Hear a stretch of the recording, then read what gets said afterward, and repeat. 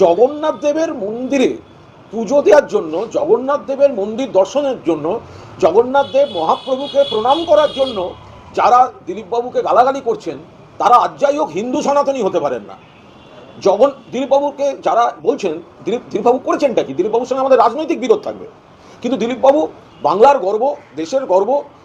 নতুন জগন্নাথ দেবের মন্দিরে তিনি প্রথম দিন সৌজন্যের আমন্ত্রণ এবং সৌজন্যে সাড়া দিয়ে সস্ত্রীক গেছেন, পুজো দিয়েছেন, প্রণাম করেছেন। তো মহাপ্রভু জগন্নাথকে প্রণাম করার জন্য, ঠাকুরের কাছে পুজো দেওয়ার জন্য বিজেপির যে অংশটা দিলীপবাবুকে অ্যাটাক করছে তারা অ্যাটলিস্ট হিন্দু আর সনাতনী তো হতে পারে না। মানে হিন্দু সনাতনী, তার মুখে বলবো হিন্দু সনাতনী, আর জগন্নাথ দেবের মন্দিরে যাওয়ার জন্য দিলীপ ঘোষকে নিন্দা করব, আক্রমণ করব, সমালোচনা করব, এটা কি করে হতে পারে?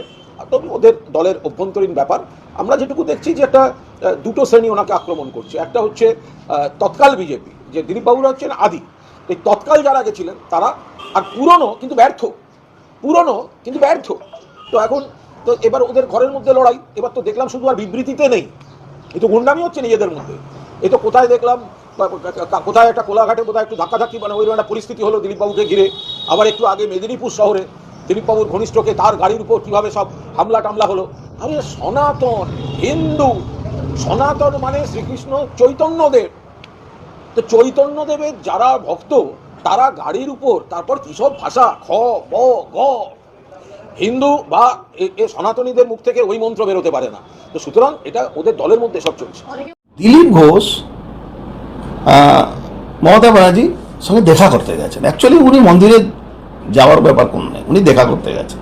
আজকে অদ্ভুত একটা অজুহাত দিচ্ছেন দিলীপ ঘোষ, বলছেন কি আমার পাড়ায় যদি কোনো লোক তৃণমূল কংগ্রেস করলে তার বিয়ে থাকলে আমি যাব না। আরে দিলীপ দা কি বলছেন আপনি? 2021 সালে প্রায় 55-56টা খুন হয়েছিল।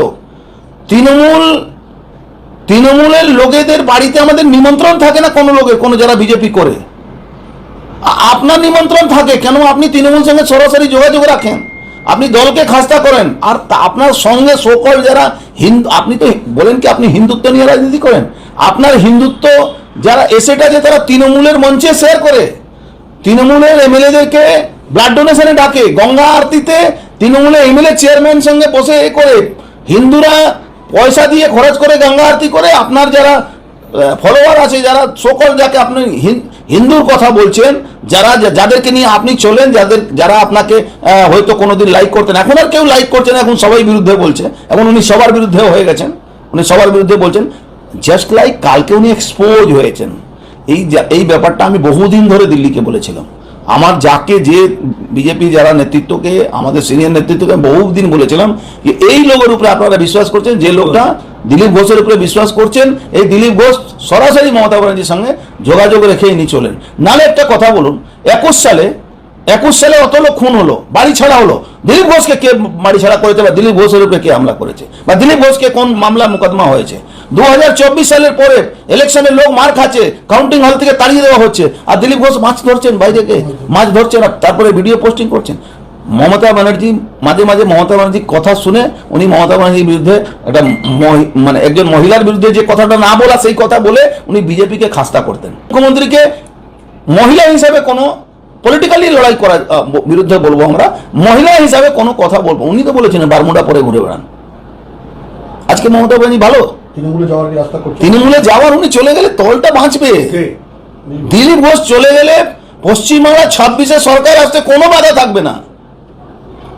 উনি ঠিক করেছেন উনি রাজ্যসভা মেম্বার হবেন। আমার থেকে শুনুন না আপনি, উনি ঠিক করেছেন রাজ্যসভা মেম্বার হবেন মমতা ব্যানার্জির সঙ্গে, কুণাল ঘোষ মারফতে, ববি হাকিমের মারফতে উনি ঠিক করে নিয়েছেন কি উনি রাজ্যসভা মেম্বার হবেন, রাজ্যসভা থেকে যাবেন। উনার হাল কি হবে? সোমেন মিত্র আর শিখা মিত্র যে হাল হয়েছিল, উনার ঠিক এই হাল। শেষ করুন। আমি মন্তব্য করব। আমি কলকাতায় ছিলাম, সরাসরি এখানে আসছি, আমি জানিও না, মন্তব্য করব। আমি এসব ব্যাপারে মন্তব্য করবো না। আমাদের লড়াই ভাইপোকে জেলে পাঠানো, পিসিকে প্রাক্তন করা। আমাদের 250 শহীদ পরিবার আজকে বাচ্চায় বসে আছি বিজয় কুমার আত্মবলিদান দিবসে। আগামীকাল পশ্চিমবাংলায় ভয়ঙ্কর হরিবোল 2রা মে, তার 4র্থ বর্ষপূর্তি। আমাদের ব্যক্তিগত ইচ্ছা, ব্যক্তিগত আনন্দ ফুর্তি আমরা করতে পারি না যতক্ষণ না এই আত্মবলিদান করা পরিবারগুলোকে আমরা তাদের ঋণ পরিশোধ করতে না পারি।